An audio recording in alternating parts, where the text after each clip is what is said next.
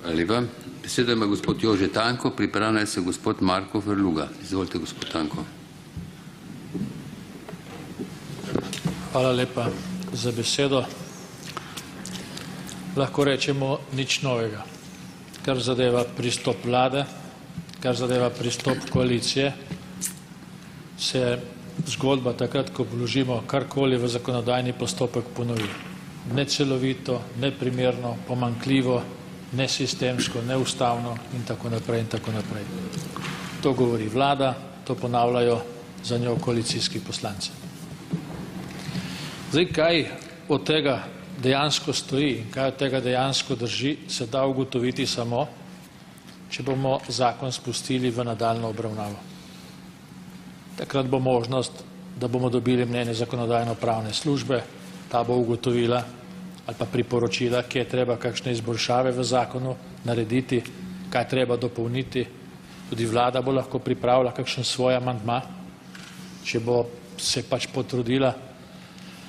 Če bo zakon s temi dopolnitvami sprejet, pa je možno samo potem še ustavna presoja, ne? In tam bo ustavno sodišče odločilo, ali je zakon ustaven ali ne. To ni,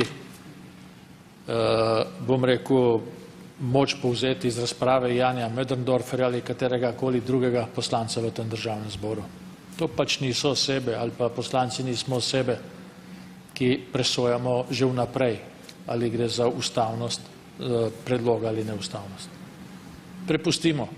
In če ima koalicija dovolj samozavesti, da bi potrdila te izjave, ki jih tu govorite, potem naredite, omogočite naslednji korak. In potem, ko boste zakon dopolnili, še naslednjega, da boste sprejeli. In če ne boste zadovoljni, ga dajte testirati na ustavno sodišče. To so koraki. Take pavšalne ocene, kar naprej, da se nekaj ne da, da ni primerno, da ni ne vem kaj, je neodgovorno, je nekorektno in tudi na nek način ponižujoče. Zdaj, vsi tisti, ki ste razpravljali iz koalicije o tem našem zakonu, o tem, da je neprimeren, samo vprašam se, kako ste mogli dati podpise za zakon, za novelo zakona o omejevanju uporabe alkohola, kjer so noter izrecne določbe o tem, da se možnost uporabe alkohola širi.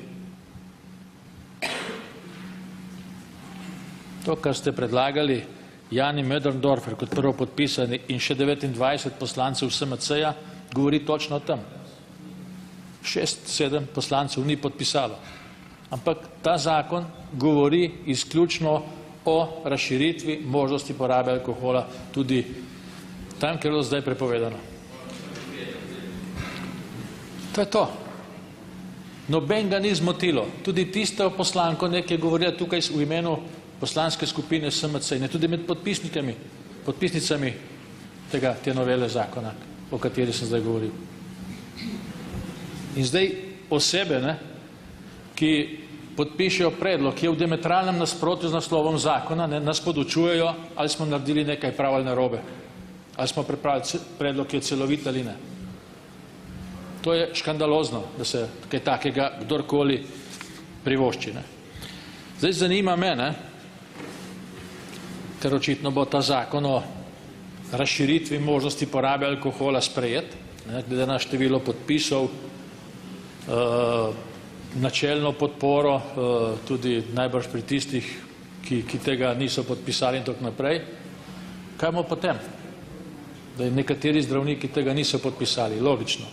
Ampak pričakoval pa bi, da bi nekateri zdravniki javno podprli naš predlog zakona, ki ni škodljiv, ki izboljšuje, stanje v političnem delu družbe, če druge ne, v funkcionarskem delu družbe. Je preventivni zakon to. In mene pravzaprav kar stisne, ko predstavnica ministrstva tu tako vehementno govori, kaj je vse s tem zakonom narobe. Kot da ste vi sistematični zagovornik uporabe drog v javnem življenju. Če to vašo zgodbo obrnem, kar ste povedali tukaj, ste potem tisti, ki ščitite, ki zagovarjate uporabo drog v javnem življenju. Za vse nas, ne, ki smo tukaj. In še za tiste, ki jih ta zakon zajema, pa tudi tiste, ki bi jih morda še moral zajeti. To človek težko razume, ne, da en tak predlog zakona, ne, ki zagotovo pomeni izboljšavo na določenem področju, ki je lahko problem ali pa tudi že je problem, tudi v tem delu, na katerega se nanaša, da ni posluha v koaliciji za tak predlog. To človek težko razume. Po eni strani ste zagovorniki razširitve uporabe ene vrste droge, na drugi strani pa preprečujete, da bi drugo vrsto droge sploh zamejili ali pa dopustili. Zaradi mene lahko sistemska kontrola, redna, letna, ne, lahko 3-mesečna, me to nič ne moti, lahko je pa tudi slučajna, ne vem, na osnovi stratificiranega ali pa kakšnega drugega vzorčenja. Me nič ne moti. Zdaj, očitno je problem, ne, v tem delu prisoten in zato se koalicija temu s vsemi 4 otepa, ne, in tudi uporablja, ne vem, strahotne izraze, ne, kar zadeva ustavnost, zakonitost, človekove pravice ali ne. To, če moraš izpolnjevati določen pogoj, ne, za delovno mesto, prav zdravniški pregled, ne vem, predhodno ali sistemsko redno, ne, to ni kršitev človekove pravice. Ta zakon, če bi s tem uvedli nadzor, ne, oziroma testiranje funkcionarjev na prepovedane droge, to ne pomeni nobene kršitve človekove pravice. To je pravzaprav odgovornost delodajalca, da ima sposobno vojsko v vsakem trenutku na tanki oravi, se pravi na vladi, v državnem zboru ali kjerkoli druge. Zdaj, nedavno smo imeli tu en primer, ne, enega funkcionarja, ki sedi za tisto vladno mizo, kjer ni hotel nišče kar nič videti. Nekateri, ki so bili dovolj blizu, so zapisali, da zaudarja, ne, po alkoholu ali še čem drugem. Nihče ni hotel nič videti. Vsi funkcionarji državnega zbora, ki sedijo za zadnjo mizo, ne, ki so vodili sejo, niso nič videli, nič neobičajnega opazili. Niso nič odredili. Veste, na tak način, ne, ščititi in deliti državni zbor ali pa funkcionarje na naše in vaše, ne, je neodgovorno. Je neodgovorno, je tudi nekorektno. Pri nekomu se takoj najde opomin, ne, za nek vzklik, ki ga dal med sejo, ali ko bo pozdravil, ne vem, ljudi na balkonu, ne, za druge, ki tle telovadijo in motovilijo, ne, ki ne morejo niti kontrolirano govoriti, tako so na tak ali drugačen način zadeti, pa se ne vidi nobene napake pri njemu. Govorim o ministru Klemenčiču, da ne bo nesporazuma. In ko odpreš temo, ne, tudi recimo na kolegiju predsednika državnega zbora, se stori vse, da se ta zadeva zminimalizira. To je problem. In če niste sposobni, ne, že v državnem zboru zagotoviti kontrole funkcionarjev, ki prihajajo v državni zbor, potem pač se dela naloge ne opravlja. Jaz se ne tikam to, na kakšen način se je to zgodilo in zakaj, ne, ampak to je škandalozno. In to, kar je počel minister Klemenčič v tem mandatu, pač je samo eden od, ne, njegovih čudnih ravnanj, ki jih je naredil kot minister v državnem zboru. Imamo primer, ali pa so bili primeri, ko so govorili, ne, za prejšnje mandate, da so tudi nekateri drugi ministri imeli težave z substancami, da so bili hospitalizirani, pa so opravljali pomembne funkcije. Pa tudi ni nikogar zmotilo. Takrat smo tudi predlagali zakon, da bi se naredil nek korekten nadzor nad funkcionarji. In ne razumem, čem je to problem. Kot da imamo funkcionarji pač neko elitno pravico, da lahko na delovno mesto pridemo ne vem, drogirani, nažgani ali kako drugače zadeti. Imamo to pravico? Nimamo te pravice. Če jo nimamo, potem ta zakon za nikogar ne bi smel biti problem, da ga podpre ali da ga sprejmemo. Zdaj, glede vsebin zakona, ne, oziroma pomislekov, ki ste jih izražali vsi, ne, ki ste sledili mnenju vlade. Naloga kogarkoli v tem državnem zboru je, da v fazi, v situaciji, v obravnavi, v kateri smo, poda svoje mnenje, stališče in tudi predloge izboljšav. Predloge izboljšav. Vlada ni prišla v državni zbor z drugim stališčem kot a priori proti. Kot a priori proti. In tisti, ki ste razpravljali v imenu koalicije, pri stališčih poslanskih skupin ali ko ste tudi imeli razprave, ste se tudi odzvali a priori proti. Ne da bi predlog zakona analizirali, ugotovili, rekli tole, ajde, bomo dopolnili, tole je premalo dodelano in tako naprej. Cilj te faze postopka je natanko to. Natanko to, da se po razpravi ugotovi, ali se da zakon dopolniti, ne, v takem besedilo, ki je predloženo, ne, ali je potrebno pač na druge temelje ga postaviti in dodelati. Če hočemo to zvedeti, potem mora pristopiti do zakonskih predlogov, ki jih predlagamo v SDS vlada, proaktivno, ne obrambno, ne defenzivno, ne ponižujoče, ampak proaktivno z neko ambicijo, da nekaj v postopku, ki izboljšavam pripomore, isto velja tudi za koalicijo. Isto velja za koalicijo. Zdaj, vsi se na nek način ukvarjate s tem primerom Čušne. Karkoli je že bilo, ne. To se pač, če bo tekel kakšen drug postopek, se bo že ugotovilo. Ampak to vprašanje je ostalo odprto že 5 ali 6 let, od takrat, ko smo to prvič vložili.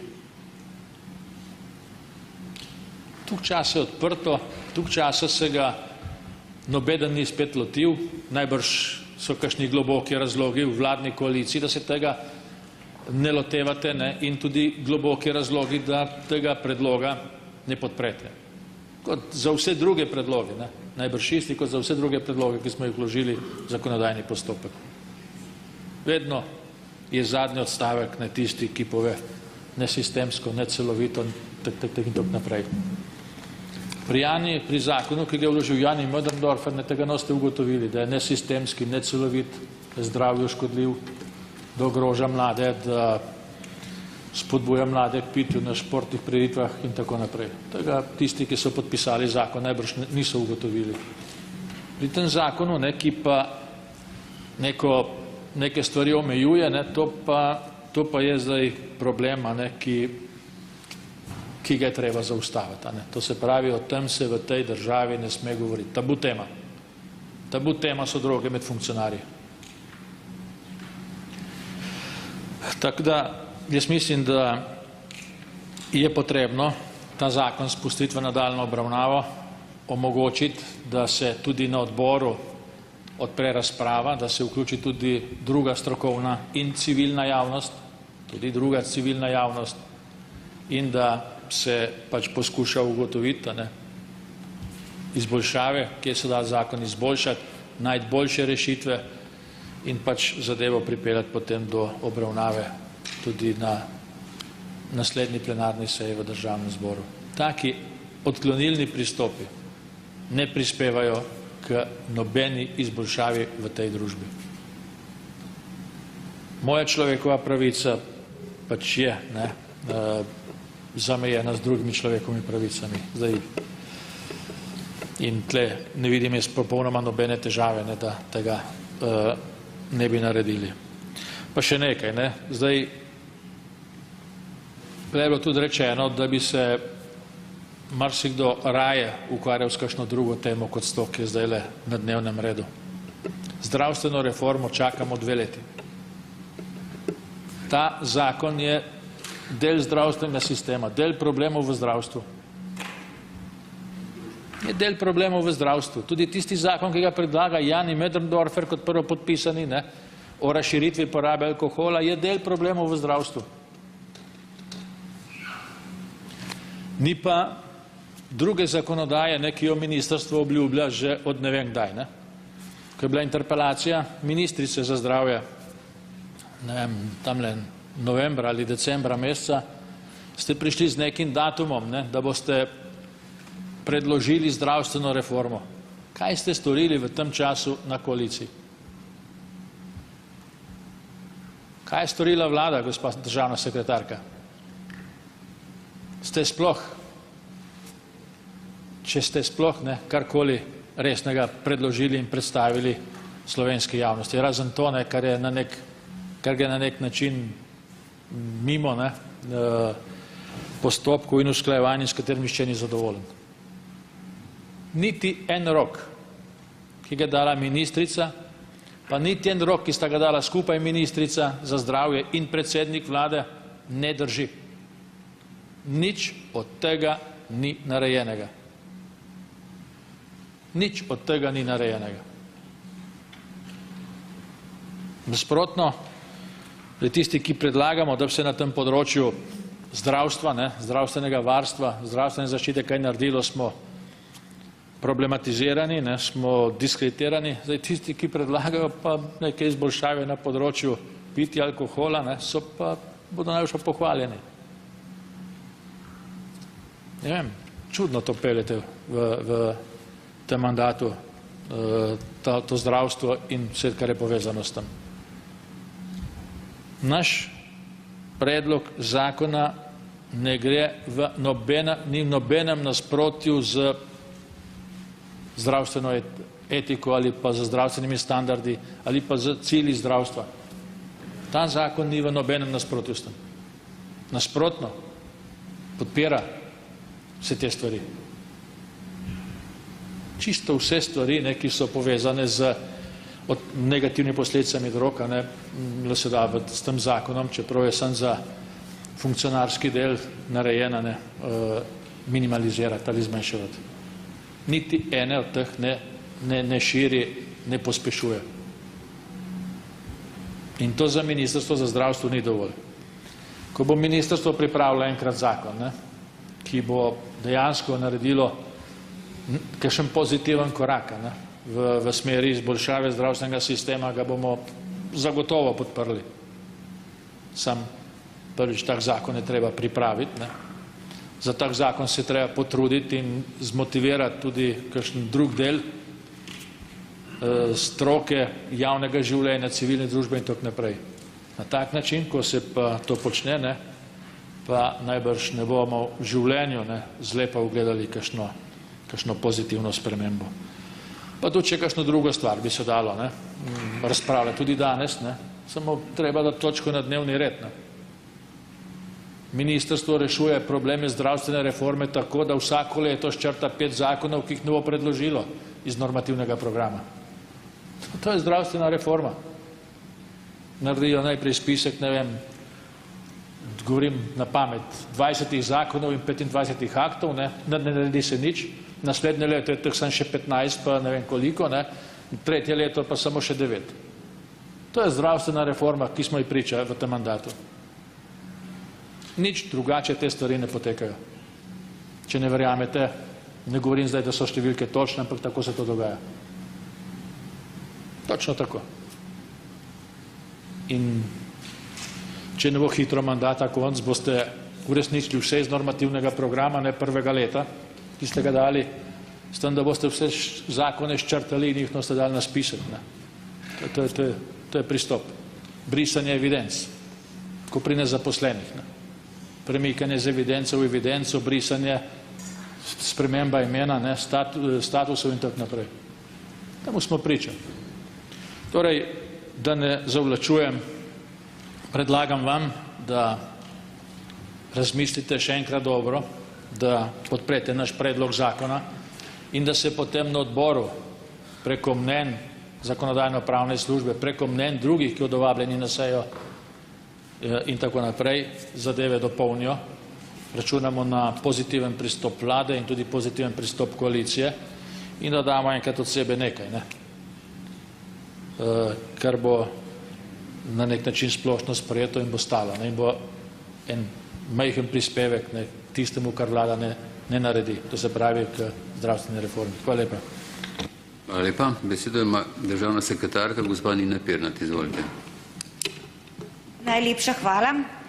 Torej, na začetku čisto na kratko o nekaterih zadevah, ki so bila za Ministrstvo za zdravje izjemno pomembna.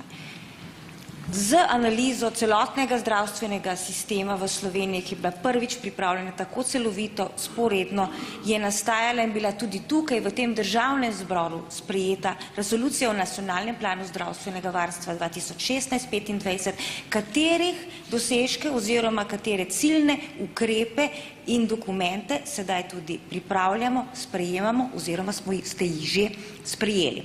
Posebno pozornost ves čas namenjamo javnemu zdravju. Ravnokar je bil sprejet zakon o omejevanju tobačnih izdelkov, ki ga je sprejel ta parlament in je eden izmed najbolj naprednih zakonov, ki jih imamo, in moramo vedeti, da tudi s tem zakonom omejujemo tisto, o čemer se danes pogovarjamo, uporabo škodljive snovi, ki povzroča odvisnost. To pomeni, da ministrstvo ravno prepovedanim substancam in pa škodljivim snovem, ki povzročajo odvisnost, posveča veliko pozornosti.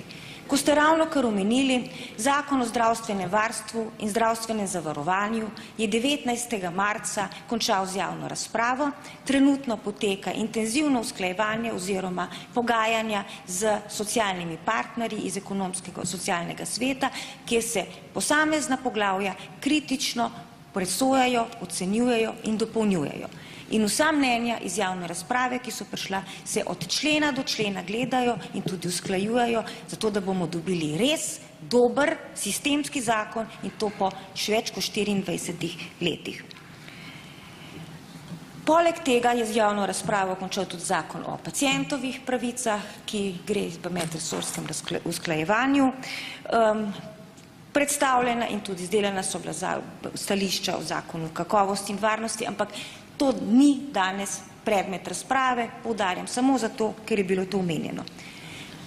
V zakonu, ki je pa pred nami, sem pa vam natančno že pojasnila, kakšne so medicinsko-tehnične težave izvajanja testiranja, tolmačenja izvidov in, kot je bilo prej rečeno, zakaj smo se tako podrobno spustili, to nismo se podrobno.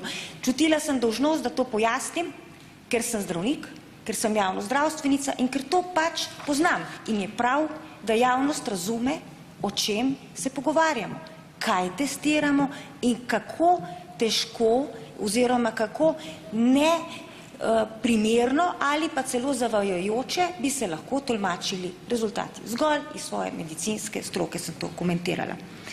Nadalje, glede možne presoje ustavnosti. Zakonodaja in politika na področju prepovedanih drog je v Sloveniji urejena skladno s 3 konvencijami Organizacije združenih narodov na področju drog in z drugimi mednarodnimi pravnimi akti, ki so zavezujoči za vse države članice in skladni z usmeritvami Sveta Evrope in Evropske unije.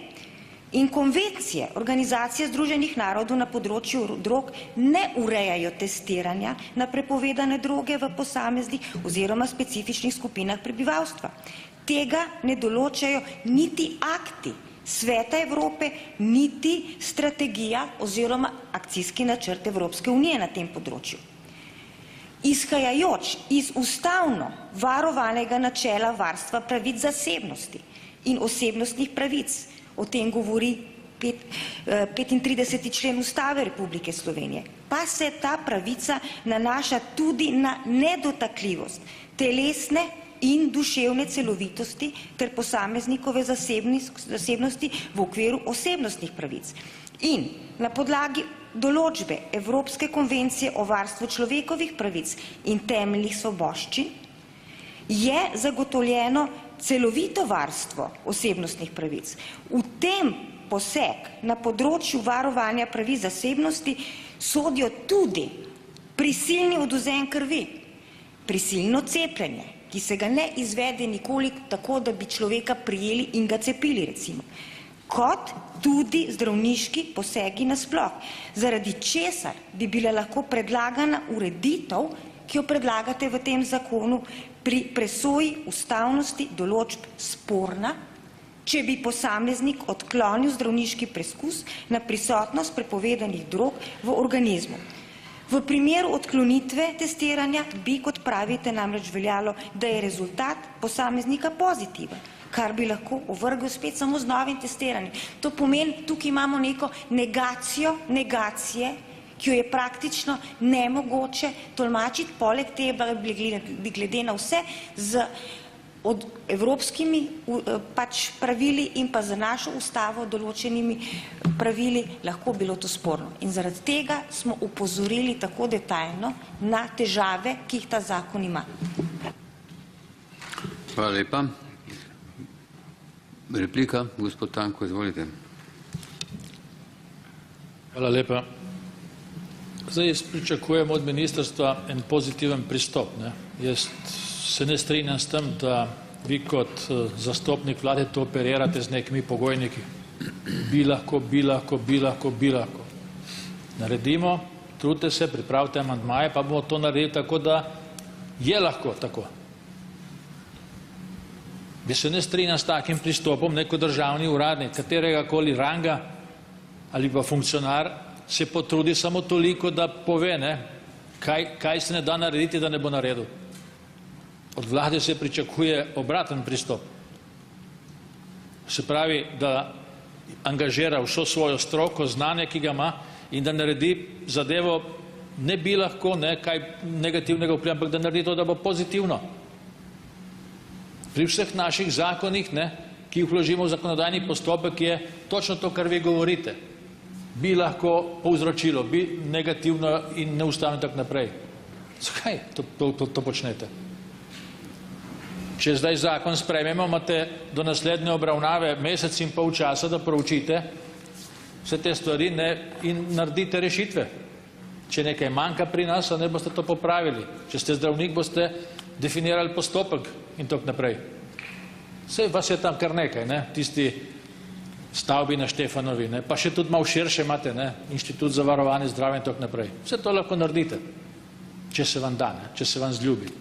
Ampak najlažje pride sem, 4 uri si vzeti nekaj časa, teh 4-5 urah, ko točka traja, in govoriti, kaj se ne da.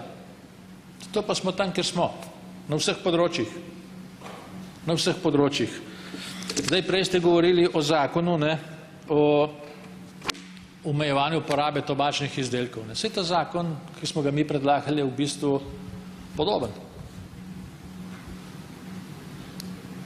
Posega na neko področje, ki ga je treba nujno urediti. Če se zakonom uredi, da moramo to, tisti, ki kandidiramo, ki opravljamo javne funkcije, opravljati te zdravstvene preglede, potem jih pač bomo naredili. Se ga moram tudi sistematskega narediti, vsake toliko časa. Pa to ni nič kršenje človekove pravice. In niste nič rekel, da bi lahko kaj škodilo komu. Se pravi, to sodi v to kategorijo, obveznih pregledov, ki so da pač lahko izvajali po slučajnostnem izboru, lahko po žrebu. In vaša naloga je pač, da to, kar ste zaznali kot morebitno pomanjkljivost, odpravite, predlagate izboljšave in bomo v zakonodajnem postopku to vse upoštevali. Tak a priori negativističen pristop je pa škodljiv. Ne samo pri današnji točki, ne samo pri zdravstvenih temah, ampak tudi pri vseh dosedanjih temah v tem mandatu.